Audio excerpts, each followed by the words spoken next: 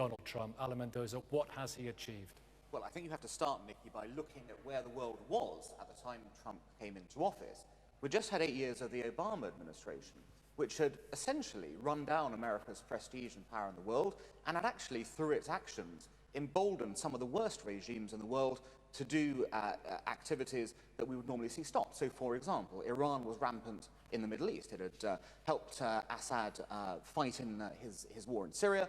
It had extended terrorism across the area beyond places. Russia had marched into Ukraine. Nothing had happened as a response. You had China flouting international law in the South China Sea and East China Sea. And again, very little response. Now, you start with that position, you look where we are now in terms of a year into Trump, and it's still very early, but you have to look at these successes. So he's called out the Iranians for their brutality. He has had various relations with China, pushed one way, pulled the other way, but that relationship seems to be in a very different place to under Obama. He's demanded European military spend more, which we all know was necessary, and they've been responding. Spending is up in that respect. North Korea is sitting at the table for the first time in 2.5 years talking to South Korea. There are achievements here. It's unorthodox. He may be very aggressive in his approach and unpleasant even in the way it works, but there's no doubting that when you look at the world and enforcement of red lines and international status, it's in a much better place than when he came into office. I feel Leslie is... Jan, you loved that, didn't you? I did love it, yes. I feel, Leslie, you've got the Trump bump. Just very quickly, is he a racist? I think he is, essentially, with what he's been saying. Alan Mendoza, he doesn't want him to come. He thinks essentially he's a racist. He's not a racist. Look, he said some offensive things. There's no doubt about that. But he's not a racist. That's maybe a different story. But let's just look for 1 second. Look for 1 second at what Daniel said. Do you agree with him not being welcome here? He should be welcome here. It's been a terrible, catastrophic, and embarrassing moment for this country that the president of our closest ally feels unwelcome here. It is ridiculous when you consider that President Macron has rolled out the red carpet for him. Other leaders in Europe have rolled out the red carpet for him. He's visited, he's attended, he's been to their countries. It is shameful that this country cannot welcome him in that way. He's a close ally. He's a close ally of ours. We should be working more closely with him, particularly in the context of Brexit. We have let some run people in the past. That's certainly the case. We rolled out the red carpet of President Xi of China not so long ago. A ridiculous state visit where he was feted, and we even suppressed dissent in the streets of London to help him come. But President Trump is retweeting Nazis. Yeah, that was a disgraceful episode. No question, disgraceful episode. He claims he didn't know what he was doing. He probably didn't, to be honest. That's not an excuse for that. But leave that aside for 1 second. He should still be coming here to Britain to meet allies in that way. Have it. Alan. I'm not sure the world actually does want American ideals from the US president. I think the world has always wanted a arbitrator, somebody who's going to come in, who's going to stop the bad guys from taking over. That's essentially been America's role for the last 70 years. That's the role that Barack Obama effectively abdicated by his weakness internationally. That is a role that Donald Trump has restored. Give you one quick example. Syria. Direct comparison between Obama and Trump. Assad uses chemical weapons. Barack Obama draws a red line and then runs away from it. Not even walks, runs away from it, and Assad continues murdering, killing, doing what he does.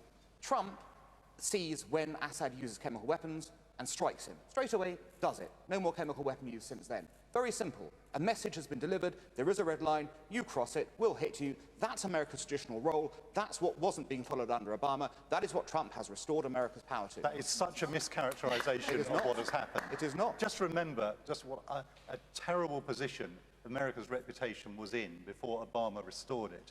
And Obama restored America's reputation in the world as a civilized leader of the world. And what Trump is doing is dragging America back down into the gutter again. No. What we need is exactly that leadership, those ideals, those values that matter to people across the world. And America is I feel so sorry for the Americans. You're an embarrassment again. I'm sorry, just on that, very quickly. I'm sorry, Daniel, but objectively, if you look at the power of authoritarian states at the end of the Obama regime versus the start of it, I'm sorry to say that they had increased. Obama failed in that respect. All the leadership did not deliver results. Let's see where North Korea is after the Olympics. Jan Halper-Hayes. Comfortable with this decision being in the hands of the generals. The Constitution gave this power to the chief executive. I don't have confidence in this man to make the right decision at the right moment. I'm sorry, under that analysis, you would be happy, essentially, with Kim Jong-un walking over South Korea, invading Japan, or whatever he would want to do. What you're saying is essentially there is no possibility that America could actually withstand an assault in that way. You have to be able to, as you well know, have some credibility internationally, have some force. So the other guy thinks very carefully about his action that way. The problem we've had under President Obama was no credibility. No, everyone knew he would not, when push come to shove, resist force or the use of force, or even the threat of force. We've dealt with that, if I may. I just want to move on, if I may, Alan, because the something... very fact is there is a credibility there. The credibility is that he might do it. There is a suspicion he might do it, and that in itself goes down to rationality on both sides. The reason we didn't have a nuclear conflagration essentially in the Cold War, it turned out both sides were rational actors. Now, I believe Donald Trump is a rational actor, despite an unorthodox approach. If Kim Jong-un is not a rational actor, we're going to have a nuclear war anyway. Social housing in the city, and yet there are still people on the streets and those houses are not being built. You can't blame the government for local problems. This is a problem that could be sorted out. Cambridge City Council gets £9.5 million a year simply from car parking in the city. We've gone all micro, I love it. You can't tell me that, Daniel, that that's not the mistake of the City Council. It is. Absolutely. All micro. Look, change the word inequality, change it to reward. Is reward a vital incentive? I'd hope everyone here would say yes in that context. So essentially what we're talking about here is the idea that if you work hard, if you have the right opportunities, you can make progress. People want to be rewarded. That's essentially the function of our system. Now, the question comes in this balance of equality and inequality when people think that other people are getting rewarded for not working, for not doing those things. Now, there's the question, there's a line in our society about where we draw that particular line. How do we run the system so that we reward hard work, we incentivize those activities and don't do the alternative? That's a real question we're asking here.